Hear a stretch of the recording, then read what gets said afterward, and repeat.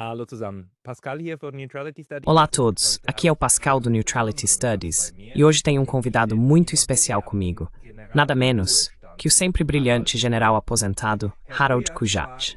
O Sr. Kujat foi no início dos anos 2000 o oficial de mais alta patente das Forças Armadas Alemãs e presidente do Comitê Militar da OTAN, ou seja, o mais alto órgão militar da OTAN. General Kujat, seja muito bem-vindo. Herzlich willkommen. Um prazer. Herr Kujat, ich möchte gerne mit Ihnen anfangen mit etwas. Gostaria de começar com você por algo que está acontecendo agora mesmo na Europa, e depois talvez possamos voltar um pouco ou olhar para o quadro maior. Mas esses drones que vieram da Rússia, ou drones russos na UE, e agora os caças sobre a Estônia, e o debate que surgiu em torno disso, ouvindo e lendo pessoas recomendando que se deve atirar imediatamente e mostrar força. Você poderia contextualizar um pouco esses acontecimentos para nós?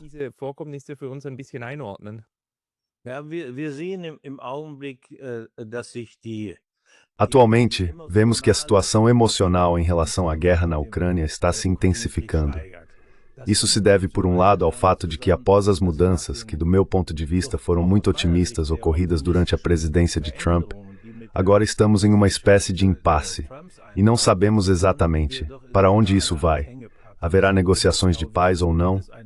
E como será o resultado? Ou essa guerra continuará, possivelmente por muito mais tempo? Além disso, a situação militar para a Ucrânia é muito difícil, e ao longo deste conflito tem se tornado cada vez mais complicada. E como os europeus, na verdade, estão envolvidos indiretamente nessa guerra desde o início, essa situação é naturalmente também muito desgastante politicamente para eles.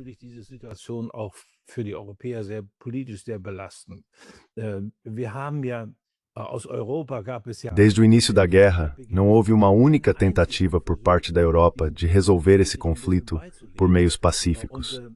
Isso agora está, de certa forma, se voltando contra nós, pois acabamos caindo em um beco sem saída em termos de segurança. Resumindo, isso, é claro, também intensifica o debate que está acontecendo atualmente na Alemanha e, de modo geral, em toda a Europa. Quando olhamos para esses acontecimentos que você mencionou, basicamente estamos falando de dois aspectos. Em relação aos aviões, está surgindo agora a discussão sobre se não deveríamos simplesmente abatê-los, para, por assim dizer, enviar um aviso à Rússia de que isso não pode continuar.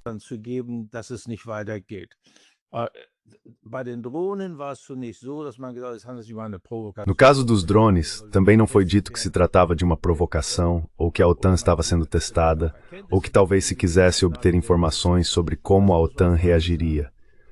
Sobre isso, é preciso dizer o seguinte: a Rússia não depende do uso de drones para descobrir como são as capacidades de defesa aérea da OTAN. Existem outros meios técnicos para isso. Então permanece a pergunta: trata-se aqui de uma provocação? Então é preciso perguntar: a que essa provocação deveria levar? Qual seria o objetivo dessa provocação? Isso só poderia significar que resultaria em uma escalada por parte da Rússia. E no momento a Rússia realmente não está em condições, nem política nem militarmente, de realizar uma escalada.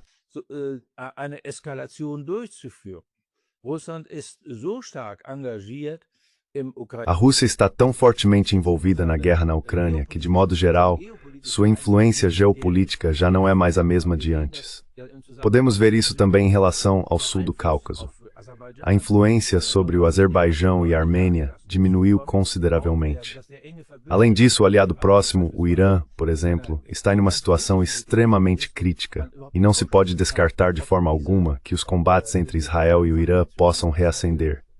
Ou seja, a capacidade de ação geopolítica da Rússia está claramente limitada pela guerra na Ucrânia. E disso só se pode concluir que a Rússia, em todo caso, não pode ter interesse em restringir ainda mais essa capacidade de ação por meio de uma escalada ou em expandir o conflito.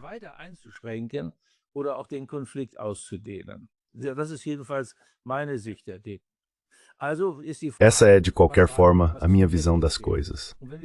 Então a questão é o que realmente aconteceu. E quando olhamos para essa incursão de drones, é preciso considerar que aqui não temos o quadro completo. O que quero dizer é, O vice-ministro da Defesa da Bielorrússia divulgou rapidamente uma declaração dizendo que os drones entraram no espaço aéreo bielorrusso, que alguns drones foram abatidos e que a Polônia foi informada de que esses drones estavam se dirigindo ao espaço aéreo polonês, o que possibilitou que a Polônia pudesse reagir.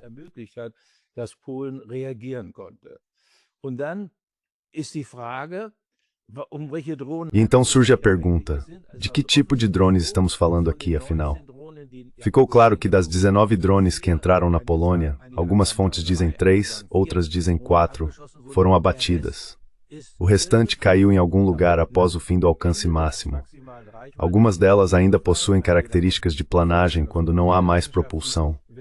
Mas elas caíram, e os drones foram destruídos ou, em parte, permaneceram intactos. Mas o que fica claro é que nenhum desses drones estava direcionado a um alvo específico na Polônia, nem atingiu tal alvo.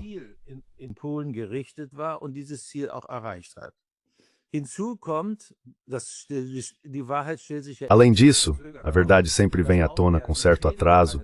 Ficou claro que o dano a uma casa na Polônia também não foi causado por um drone russo, mas sim por um míssil aéreo disparado por um caça F-16 polonês. Então eu diria que neste momento deveríamos primeiro nos acalmar e, numa situação dessas, tentar esclarecer os fatos antes de contribuir para acalmar a situação. Esse é o primeiro dever na gestão de crises. Afinal, a Rússia também ofereceu consultas com a Polônia nesse contexto. Ou seja, poderia ter havido um diálogo bilateral para esclarecer os fatos. Isso deveria ter sido o primeiro passo. Aliás, a Rússia afirmou desde o início que não se tratava de um ataque deliberado. Mas vamos ao segundo tema.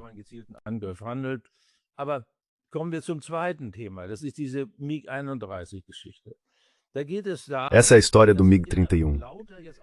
Trata-se do fato de que agora há uma demanda cada vez mais forte para que, no caso de uma incursão no espaço aéreo da OTAN, os aviões russos sejam abatidos. Gostaria de acrescentar algo sobre a situação.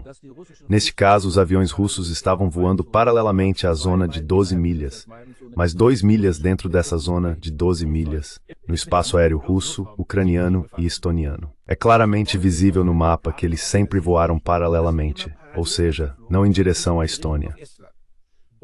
E o governo estoniano também não afirmou que havia uma intenção óbvia de ataque. Isso significa que aqui as regras normais de policiamento aéreo se aplicam.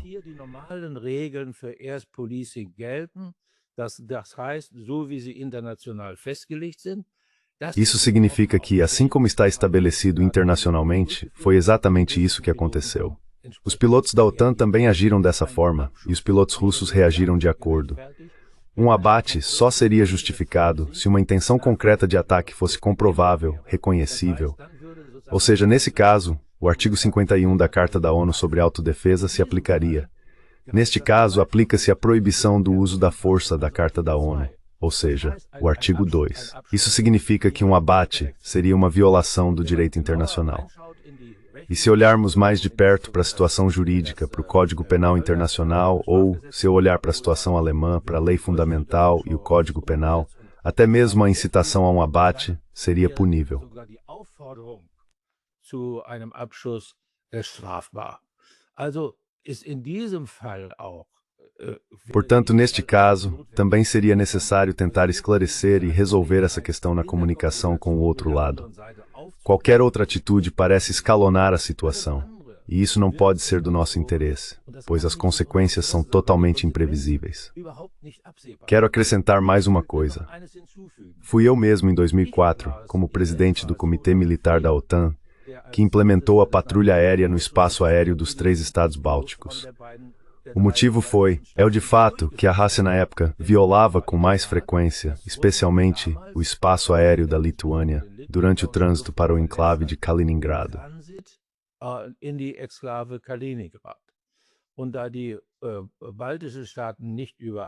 E como os estados bálticos não possuem uma defesa aérea eficaz, nem forças aéreas, eles recorreram à OTAN e pediram que assumíssemos essa responsabilidade. E desde 2004, os Estados-membros da OTAN realizam esse policiamento aéreo em sistema de rodízio. Isso foi importante naquela época, continua sendo importante hoje e tem se mostrado eficaz. Mas o ponto crucial é, esse policiamento aéreo deve contribuir para estabilizar a situação em um caso desses, e não servir, por assim dizer, como um fator de escalada. E infelizmente é isso que está acontecendo hoje. Isso é o oposto do que originalmente pretendíamos naquela época.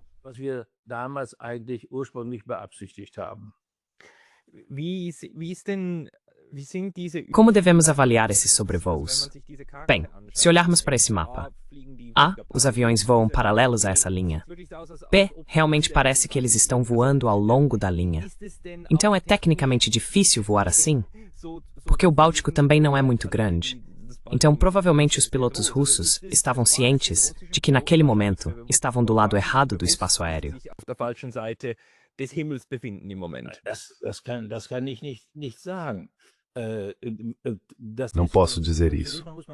Bem, antes de mais nada, é preciso dizer que se você se lembra do que acabei de explicar, primeiro constatamos uma mudança.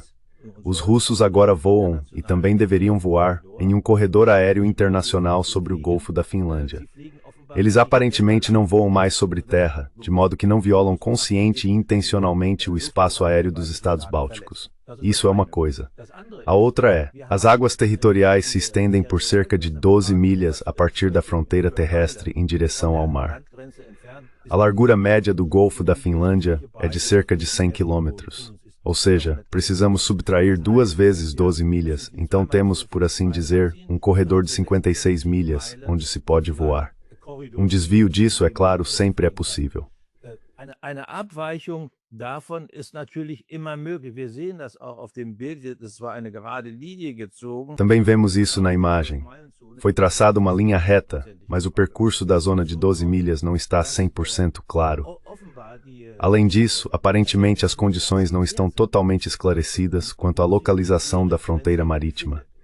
Isso porque a Rússia e a Estônia firmaram em 2014 um acordo sobre as fronteiras marítimas, que ainda não foi totalmente ratificado. Ou seja, há claramente também mal-entendidos entre os dois estados. Além disso, a Estônia aparentemente ampliou essa zona de 12 milhas para incluir a ilha em questão, sobre a qual, segundo informações da Rússia, os pilotos russos voaram a 3 quilômetros de distância e ao norte. Portanto, justamente por esses motivos, teria sido apropriado que ambos entrassem em contato e esclarecessem as questões, para evitar que incidentes como esse voltem a acontecer no futuro.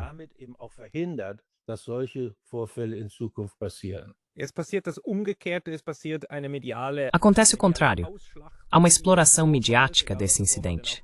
Não importa qual tenha sido o incidente, junto com outros. Agora existem analistas, especialmente no YouTube, que estão relacionando isso com outros acontecimentos, especificamente com o fato de que os Estados Unidos, sobre o qual recentemente também saiu uma reportagem da Reuters, aparentemente querem reduzir certas ajudas militares aos Estados Bálticos e à Finlândia, ou seja, aos países fronteiriços com a Rússia. E a Finlândia agora tem um acordo com os Estados Unidos para abrir bases militares por 15 anos. No entanto, os Estados Unidos não estão agindo, exceto por uma base. Não há outras que atualmente estejam realmente ocupadas por pessoal. Será que existe alguma relação, no sentido de que os europeus estejam pensando, precisamos agora fazer com que os Estados Unidos revertam essa política?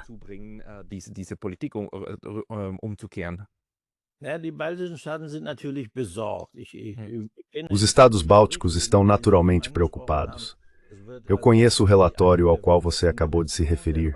Está claro que está sendo preparada uma intervenção dos 3 Estados Bálticos nos Estados Unidos para que esse programa não seja encerrado.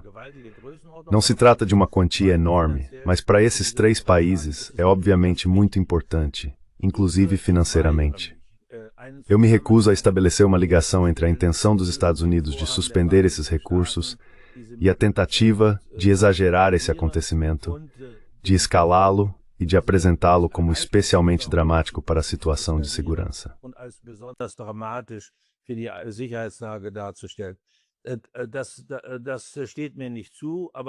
Isso não me cabe julgar, mas essa relação é de fato estabelecida no relatório que você mencionou.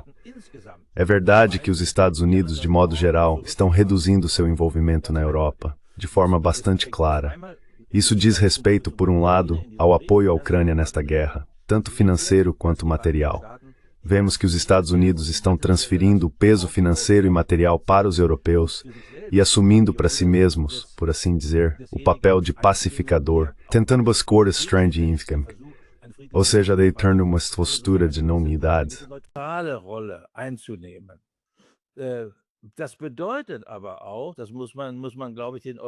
Isso também significa, e acho que é preciso dizer isso repetidamente aos europeus, que os europeus assumem mais responsabilidade pelo destino da Ucrânia. Isso também quer dizer, no caso de uma derrota militar da Ucrânia, isso também seria uma derrota para os europeus.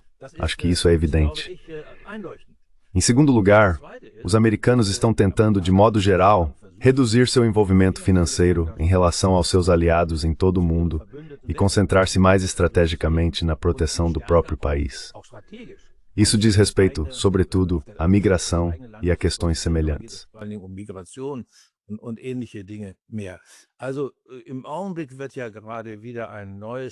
No momento, um novo conceito estratégico está sendo preparado nos Estados Unidos e veremos, provavelmente será publicado no final do mês, que novos enfoques serão adotados aqui, especialmente em comparação com o anterior, o do governo Biden.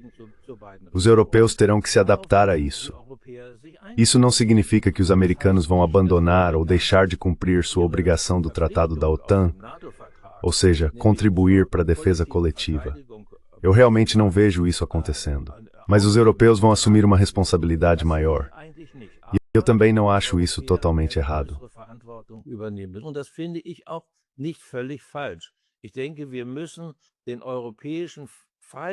Acho que precisamos fortalecer significativamente o pilar europeu na OTAN, na aliança.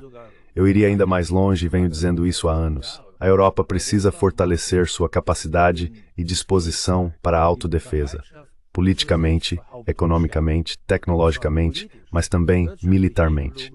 Repito mais uma vez, isso não significa que vamos nos desvincular dos Estados Unidos ou que os Estados Unidos vão se desvincular de nós. Significa apenas que o compartilhamento de responsabilidades, ou seja, a distribuição de encargos dentro da aliança, vai mudar um pouco e que aumentaremos nossa contribuição também por interesse próprio de segurança.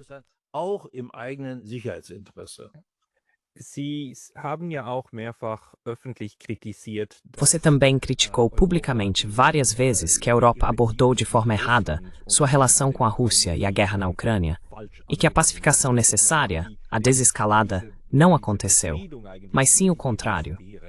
Houve uma pressão para que a Ucrânia abandonasse sua neutralidade e nunca mais a retomasse, de modo que não se estabeleceu uma estrutura de segurança cooperativa no continente europeu. De onde você acha que isso vem?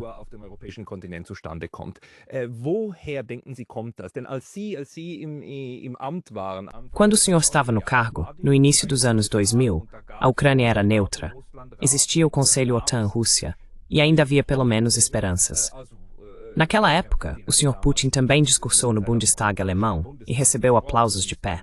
Era, portanto, um tempo muito esperançoso, em que acreditávamos que ainda poderíamos construir uma casa comum, como Gorbachev teria dito. Por que isso não aconteceu? E por que ainda hoje não chegamos ao ponto de a Europa voltar a dialogar com seus adversários?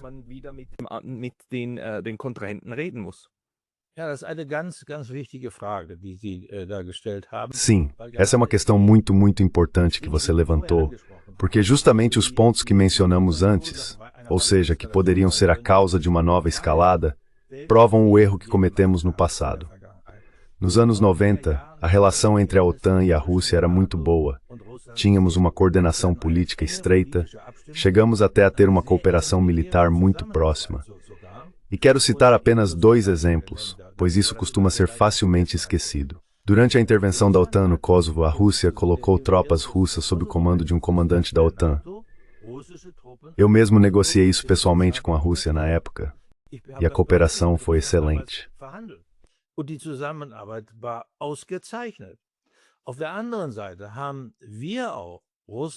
Por outro lado, também ajudamos a Rússia. Lembro-me do naufrágio do Kursk. Realizamos exercícios subsequentes com equipamentos de resgate em águas profundas e muitas dessas coisas fizemos juntos. Um aspecto muito importante foi fortalecer o entendimento mútuo.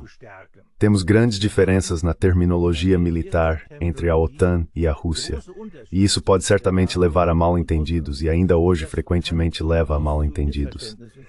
Naquela época, trabalhamos intensamente para esclarecer essas questões, promover uma melhor compreensão e também garantir que o que fazemos seja melhor compreendido pelos russos, além de pedir aos russos que nos explicassem como vamos interpretar o que eles fazem.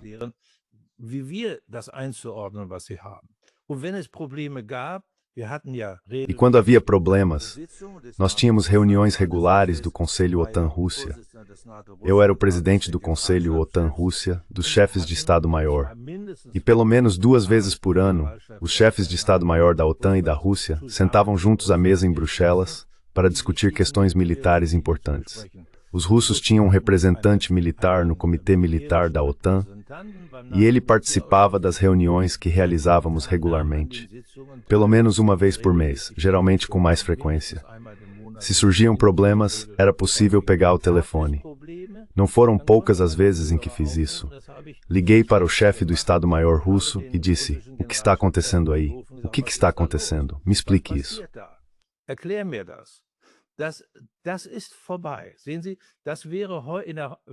Isso acabou. Veja, se isso ainda existisse hoje, sim, então desenvolvimentos como os que estamos vendo agora, essa escalada, esse agravamento, nem surgiriam. Como isso aconteceu? A Rússia, desde o início, após o colapso da União Soviética, após a dissolução do Pacto de Varsóvia, buscou proximidade com a OTAN. E a OTAN também já estava disposta muito cedo, já em 1990. E então, claro, com essa declaração de Londres em 1991, também com o conceito estratégico de 1991, nós, como chamávamos na época, iniciamos uma parceria estratégica com a Rússia. O ponto alto foi então, em 1997, o Acordo Fundamental OTAN-Rússia. E agora vem o ponto decisivo.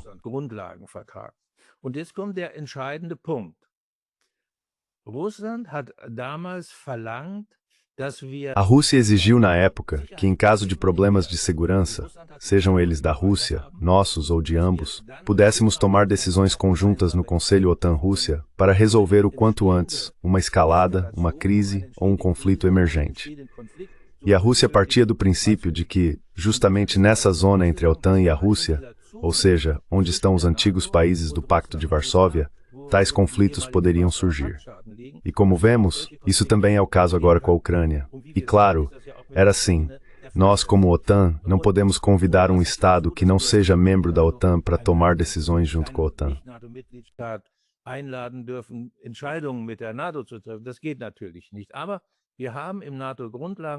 Isso obviamente não é possível. Mas no ato fundador OTAN-Rússia, você pode verificar isso, encontramos uma formulação que nos permite, em situações como essa, chegar a decisões conjuntas. É um pouco complexo, um pouco formulado de forma diplomática, mas no final das contas, é claro. Bem, o problema é que essas regras, esse mecanismo de gestão de crises, foram criados numa época em que havia uma cooperação muito aberta e de confiança entre a OTAN e a Rússia. Mas, quando as relações se tornaram difíceis, em 2008, esse procedimento e esse mecanismo foram suspensos.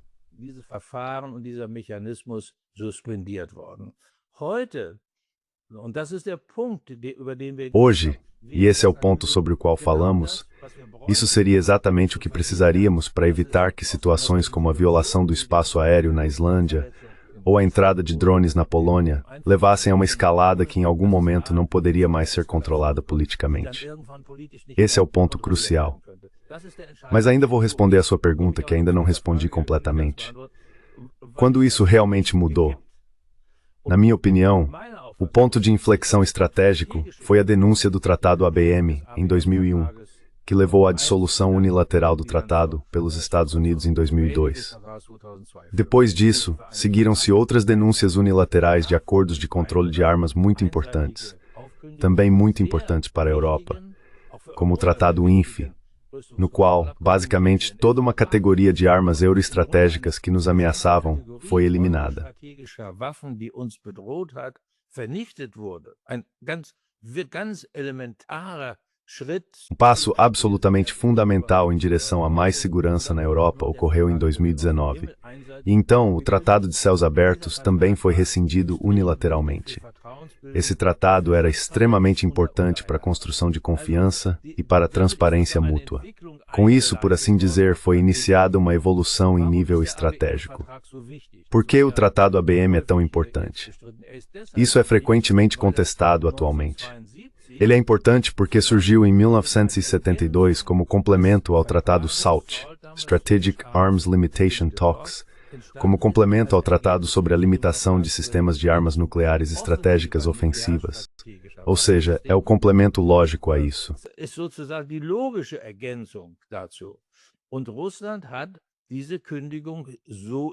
E a Rússia interpretou essa denúncia como uma tentativa dos Estados Unidos de buscar superioridade nessa área. E, por assim dizer, o equilíbrio estratégico nuclear estaria ameaçado por isso. A ruptura política ocorreu em 2008. Ou seja, o desenvolvimento já caminhava nessa direção quando, em 2008, na cúpula da OTAN em Bucareste, o então presidente americano Bush tentou impor um convite de adesão para a Ucrânia e para a Geórgia. Isso fracassou na época. Mas como costuma acontecer nesses casos, uma formulação é incluída no comunicado para salvar as aparências. E essa formulação dá, por assim dizer, a ambos os países uma perspectiva de adesão à OTAN.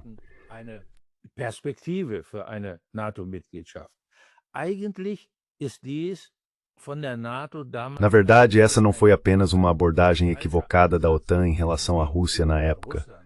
Uma linha vermelha foi ultrapassada, como escreveu o então embaixador americano na Rússia ao seu governo.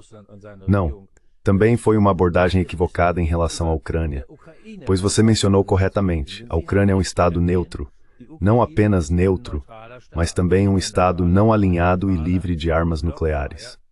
Isso está estabelecido na Declaração de Independência da Ucrânia, que vou colocar dessa forma, foi confirmada por referendo e assim também incorporada à Constituição da Ucrânia.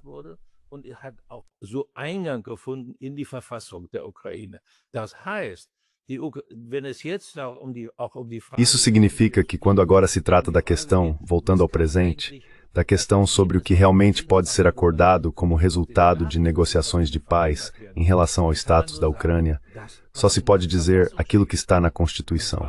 Neutro, não alinhado, livre de armas nucleares. Esse é o ponto decisivo. Talvez mais uma frase sobre isso. A relação se deteriorou ainda mais dramaticamente após essa cúpula em Bucareste. No mesmo ano, houve a Guerra da Geórgia, na qual a Rússia é acusada de ter atacado a Geórgia.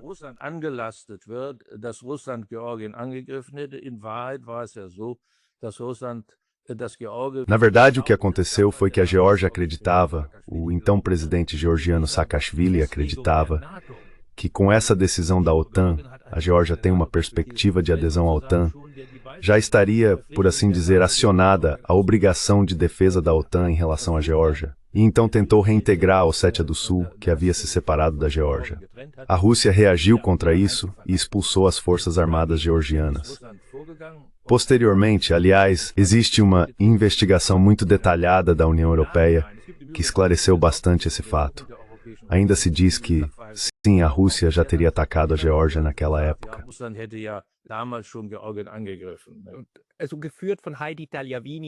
Além disso, liderada por Heidi Tagliavini, uma diplomata suíça. Na verdade, não há mais dúvidas sobre isso, mas essa narrativa ainda é mantida viva. O problema agora é que, infelizmente, a Ucrânia também retirou o artigo de neutralidade da sua Constituição e o substituiu pela busca ucraniana pela adesão à OTAN.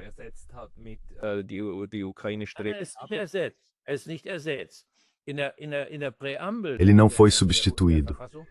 No preâmbulo da Constituição, há referência tanto à Declaração de Independência quanto ao referendo. Ou seja, ambos foram, por assim dizer, integrados ao preâmbulo da Constituição.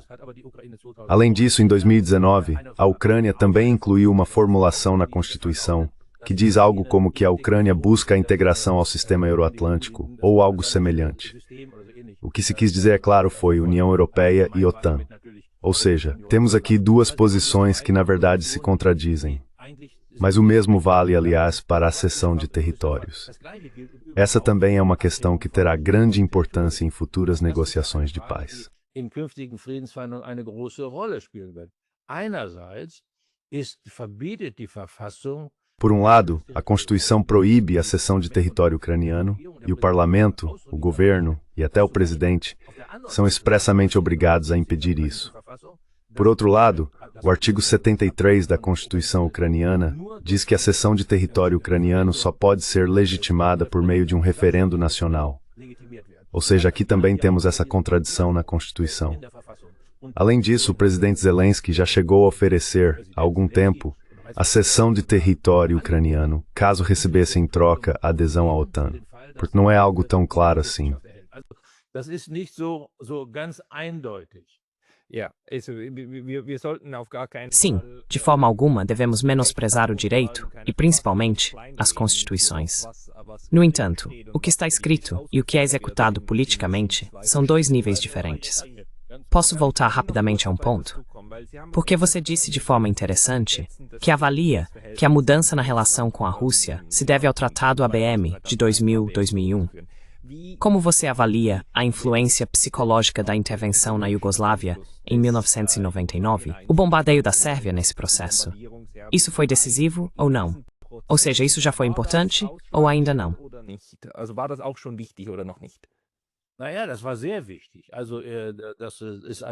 Bem, isso foi muito importante. Esse foi realmente um ponto crucial. Nós vimos isso repetidamente. Eu mencionei o fato de que a Rússia estava disposta a submeter forças russas ao comando da OTAN no Kosovo. Isso, é claro, está relacionado ao fato de que a Rússia originalmente queria ter seu próprio setor, especificamente no leste do Kosovo, onde principalmente ficam as áreas habitadas por sérvios. Então isso realmente desempenha um papel muito importante. Mas isso não é que Dazu ist es nicht gekommen. Ich sagte ja, dass ich das mit Russland verhandelt habe. Eu disse que negociei isso com a Rússia. O resultado foi: eles não terão um setor próprio. Isso era muito importante para nós, pois teria causado grandes dificuldades, grandes tensões. Mas eles podem participar sob comando da OTAN, especialmente no setor alemão, sob o comandante alemão da OTAN. Assim contornamos esse problema, por assim dizer. Quando digo com grande interesse, isso é na verdade um eufemismo. Foi algo observado com muita atenção.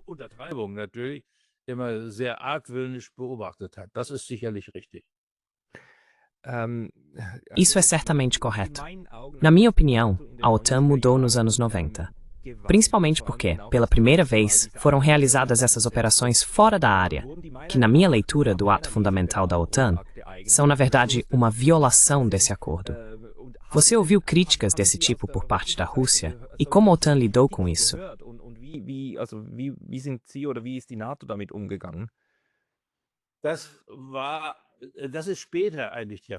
Isso aconteceu, na verdade, mais tarde. Vou citar apenas palavras-chave como Líbia, Síria, Iraque. Esses foram os campos problemáticos, sobre os quais nem é preciso discutir. Na época em que trabalhamos tão estreitamente juntos, na verdade, tudo era mais aberto. A disposição de discutir questões críticas juntos era muito maior. Portanto, segundo minha lembrança, não houve grandes tensões. Isso também estava relacionado ao fato de que a Rússia estava então em condições de apresentar diretamente seus interesses, de trazer e transmitir sua própria política de segurança à OTAN. Esse foi um ponto muito importante.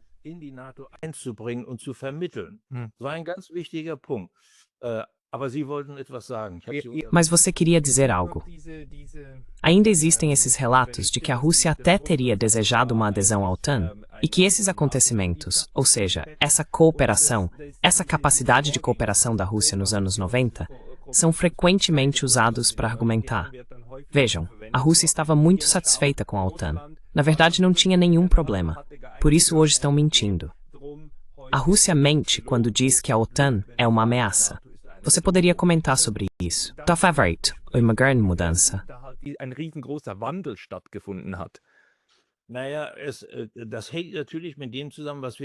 Bem, isso está obviamente relacionado ao que acabamos de discutir. Quando se conversa, quando se explica a própria posição, e também se ouve e entende a posição do outro lado, é claro que a situação é completamente diferente do que quando não se conversa. Ou seja, quando se fala sobre o outro como é o caso agora e tem sido nos últimos anos. Por exemplo, a questão da ampliação da OTAN é frequentemente apontada como o principal motivo para o surgimento das tensões. Eu não posso concordar com isso dessa forma. Eu mesmo conduzi as negociações de adesão com os 3 primeiros países, com a Tchequia, a Polônia e a Hungria.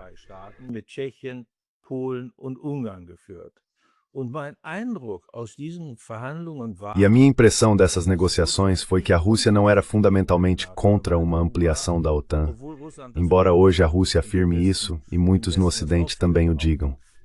Pelo contrário, minha impressão era de que a Rússia via essa questão de forma muito diferenciada, sob 2 pontos de vista. O primeiro ponto era como foi a relação histórica entre a Rússia e esse país. Foi uma relação de confiança ou não? Houve tensões? Esse era um ponto absolutamente decisivo. Não quero citar determinados países agora, nem entrar em detalhes sobre isso.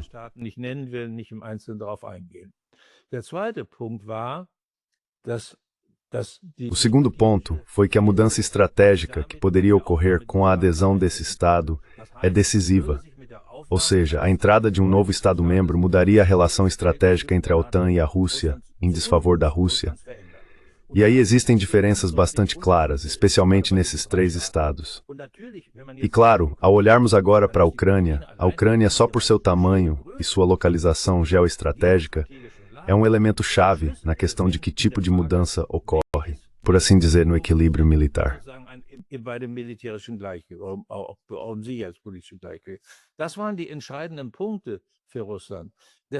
Esses foram os pontos decisivos para a Rússia. E eu, pessoalmente, Eu acho interessante o que Henry Kissinger disse uma vez, acho que foi em 2014, após a anexação da Crimeia pela Rússia. Ele disse que, se a Ucrânia quiser ter um desenvolvimento futuro positivo, se ela quiser prosperar, ele chegou a dizer, então a Ucrânia não pode se tornar um posto avançado da Rússia contra o Ocidente. Mas também que Molum for este posto avançado do Ocidente contra a Rússia. Ela deve ser uma ponte entre o Ocidente e a Rússia. E considero isso um conceito-chave, Edmond.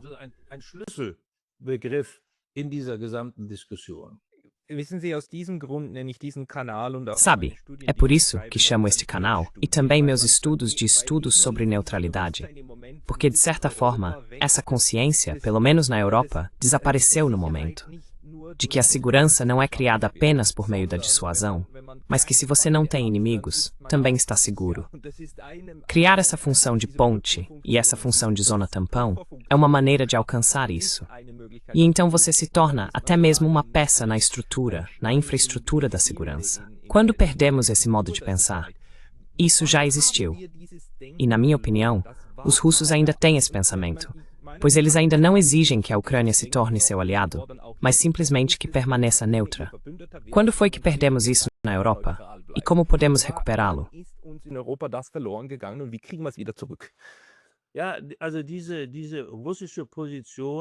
Sim, essa posição russa eu já conhecia desde meados dos anos 90, que a Rússia entende, como mencionei brevemente, que nessa região sobre a qual estamos falando, poderiam surgir enormes conflitos no futuro e que, por isso, deve-se evitar. E esses são, na verdade, os 2 objetivos estratégicos da Rússia. Uma confrontação direta entre a Rússia e os Estados Unidos e uma confrontação direta entre a Rússia e os europeus ou a OTAN, que também envolveria os Estados Unidos. Esse é o objetivo. Por isso a Rússia defendeu uma zona tampão ou um cordão sanitário, e por isso a Rússia também exigiu que ambas as organizações, ou seja, a Rússia e a OTAN, fossem capazes juntas de extinguir um incêndio ou uma faísca que surja ali, antes que se torne um incêndio de grandes proporções.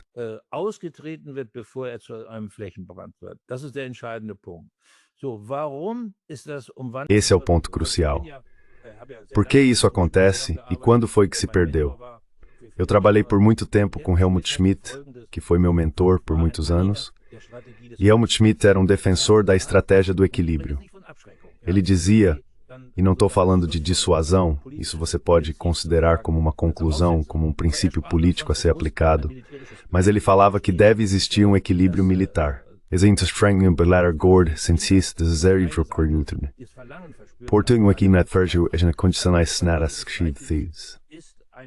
notwendige Voraussetzung für Frieden. Er hat aber hinzugefügt, es ist keine hinreichende. Ele acrescentou, porém, que isso não é uma condição suficiente para a paz. Esse equilíbrio militar precisa ser complementado e estabilizado politicamente, conversando com o outro lado, entendendo quais são seus interesses, sendo capaz de avaliar suas capacidades por meio desses contatos pessoais e adotando medidas militares de construção de confiança que evitem tensões, promovendo o controle de armamentos, e isso em toda a sua abrangência, para reduzir esse equilíbrio militar ao nível mais baixo possível. Essa é agora a essência do que Helmut Schmidt defendeu. Dessen, was Helmut Schmidt vertreten hat. Und er hat das ja auch praktiziert. E ele realmente colocou isso em prática. Se você observar a dupla decisão da OTAN, é exatamente isso que ele sempre disse. A dupla decisão da OTAN surgiu porque os Estados Unidos e a Rússia estavam negociando sobre sistemas nucleares estratégicos, mas ignoraram completamente a segurança dos europeus. E foi nesse vácuo que os russos avançaram com o armamento dos SS-20, desenvolvendo um potencial de ameaça euroestratégica. E Helmut Schmidt disse que isso não era aceitável. A segurança dos parceiros da aliança é indivisível. Ou seja, ou esses sistemas são incluídos nas negociações de controle de armamentos, ou então há negociações separadas sobre eles. Para criar um incentivo para que essas negociações realmente acontecessem, decidiu-se finalmente pela rearmamento.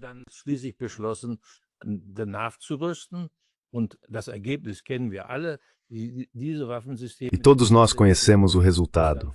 Esses sistemas de armas, toda essa categoria, foram então eliminados. Aqui fica claro que Helmut Schmidt conseguiu impor essa abordagem diante dos Estados Unidos. Mas ele também defendeu de forma contundente os interesses alemães perante a Rússia. Lembro que no final de novembro de 81, Brezhnev veio a Bonn e Helmut Schmidt, no auge da decisão dupla da OTAN, defendeu de maneira muito firme os interesses alemães e europeus diante de Brezhnev. Mas isso é o pré-requisito para que se possa realmente entender e classificar o que o outro lado quer e pode fazer, o que ele pretende.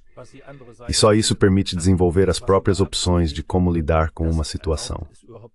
Eigene Optionen zu entwickeln, wie man mit einer Situation umgehen kann. Die Situation im Moment ist ja jetzt extrem verfahren. A situação no momento está extremamente complicada. E ainda estamos no ponto em que eu, na verdade, critico a falta de vontade dos europeus em promover uma estabilização da situação aqui. Por outro lado, ouvimos ontem ou anteontem do Kremlin que Vladimir Putin oferece manter voluntariamente o Tratado New START por mais um ano, unilateralmente, mesmo que ele não seja prorrogado. Na minha opinião, essa é uma ideia genial para oferecer aos americanos. Participem também. Você acha que isso é uma medida de construção de confiança que talvez possa funcionar? Com certeza. 100%. Das ist ja der einzige Vertrag, der jetzt noch übrig ist. Esse é o único tratado que ainda restou. O tratado teria expirado em 5 de fevereiro de 2021. Pelo texto do tratado, ele poderia ser prorrogado por 5 anos. Nesses 5 anos, as negociações teriam que ser, por assim dizer, continuadas, praticamente renegociadas, ou seja, normalmente o tratado expiraria agora em 5 de fevereiro de 2026. Isso seria um desenvolvimento insensato, só se pode dizer isso, porque desestabilizaria a relação entre as duas superpotências, que ambas possuem capacidade de segundo ataque nuclear. Um novo ciclo de corrida armamentista seria iniciado, extremamente caro, extremamente arriscado. Extrem risikobehaftet. Deshalb ist das ein sehr vernünftiger Vorschlag. Por isso essa é uma proposta muito sensata. Agora, do ponto de vista americano, especialmente Trump já tentou em 2020 trazer a China para a mesa. A China também se desenvolveu como uma grande potência nuclear estratégica, eu não diria superpotência, mas sim uma grande potência. E seria naturalmente sensato incluir a China. Então essa proposta de Putin dá aos 3 países tempo para abordar essas questões, desenvolver suas próprias posições. Eu considero isso um desenvolvimento muito positivo. Aliás, agiu de forma semelhante após a rescisão do Tratado INF. Nach der Kündigung des INF-Vertrages, hat Russland ein A Rússia anunciou uma moratória unilateral que, entretanto, foi revogada pelo próprio país. mas foi uma tentativa de salvar o que ainda podia ser salvo e de não iniciar uma nova corrida armamentista também nessa área. Portanto, vejo isso com bons olhos e espero que no contexto das negociações de um novo tratado START, também se lembrem dos efeitos positivos que surgiram com os dois tratados de 1972 e que, como complemento ao Tratado de Limitação de Sistemas Estratégicos Ofensivos Intercontinentais, também seja negociado um tratado sobre sistemas antibalísticos. Antibalistische Systeme verhandelt. Das wäre eigentlich das, was man sich wünscht. Im Übrigen, Isso seria, na verdade, o que se deseja. Aliás, é preciso mencionar novamente neste ponto. A Rússia sempre vinculou, desde o início, essa questão das garantias de segurança também ao controle de armamentos e ao desarmamento. Penso aqui especialmente no projeto de tratado russo apresentado à OTAN e aos Estados Unidos em dezembro de 2021, no qual isso teve um papel muito importante. Mas sabemos que talvez, e do meu ponto de vista, provavelmente, a guerra na Ucrânia teria sido evitada se naquela época tivessem negociado seriamente. Infelizmente, isso aconteceu. Ja, leider ist es nicht geschehen und ich frage mich eben nicht nur, wie... Sim, infelizmente isso não aconteceu. E eu me pergunto não só por quê. Existem explicações e as circunstâncias políticas atuais e assim por diante. E pessoas que, inclusive nos Estados Unidos, têm uma visão neoconservadora dominante de como garantir a segurança. A questão para mim é, quando a Europa vai acordar e dizer, ok, isso não funcionou, simplesmente não funciona. Precisamos mudar toda a abordagem de forma radical. Talvez uma última pergunta. O nível político na OTAN e o nível militar são duas áreas diferentes, por exemplo. Diferentes níveis. Você tem a sensação de que do lado militar, em algum momento também aumentará a pressão para que mais realismo volte a influenciar o nível político, a fim de encontrar algum tipo de acordo com a Rússia? Não me faça especular. Verleiten Sie mich nicht zu Spekulationen. Ja, ganz zum Schluss, nur so zum Schluss. Por fim, bem, eu não posso lhe dizer, sempre é também uma questão de personalidade, mas no final das contas, é também uma questão da política dos Estados-membros.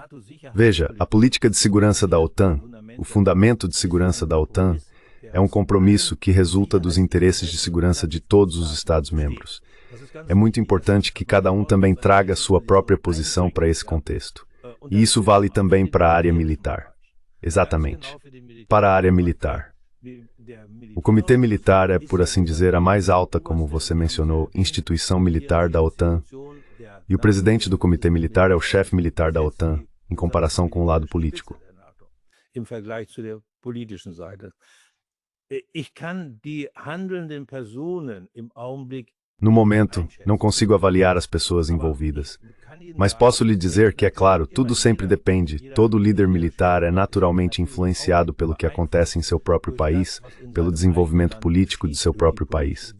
Embora nessa posição neutra na OTAN, ele não dependa das instruções de seu Estado.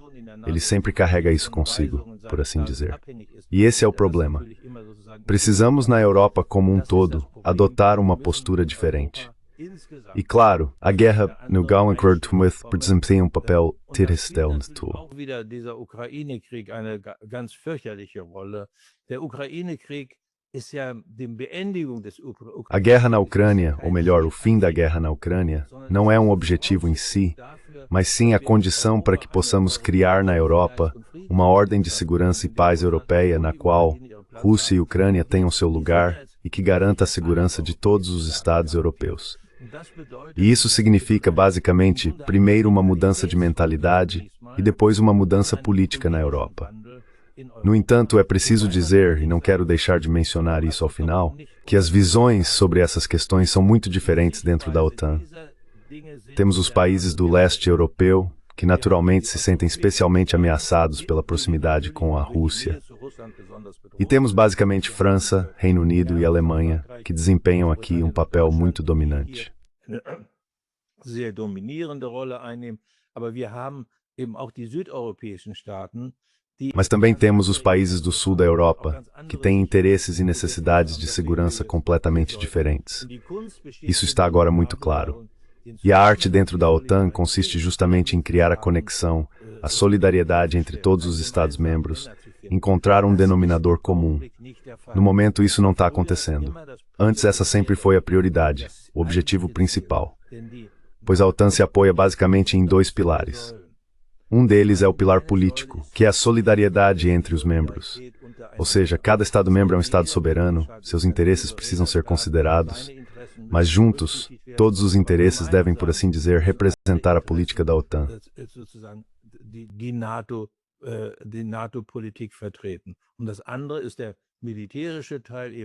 E o outro é a parte militar, justamente a efetividade proporcionada pela estrutura de comando conjunta e pelo planejamento conjunto das Forças Armadas da OTAN. No momento, vejo que muitas coisas estão se distanciando, e isso já acontece há alguns anos. Portanto, precisamos restaurar essa coesão na aliança, e precisamos especialmente dela também na relação com os Estados Unidos.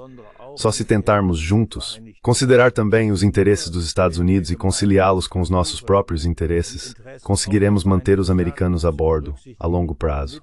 E isso é absolutamente decisivo para a segurança no futuro.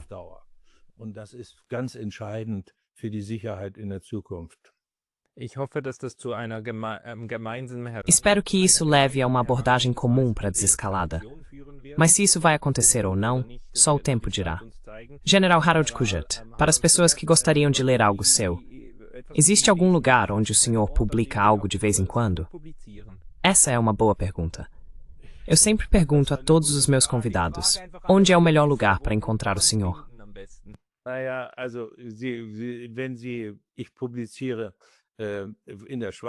Eu publico na Suíça. Na Alemanha temos uma situação um pouco diferente. Mas não existe, digamos, uma plataforma na qual eu apareça ou escreva regularmente. Isso acontece, como essa conversa agora com você, mais por acaso.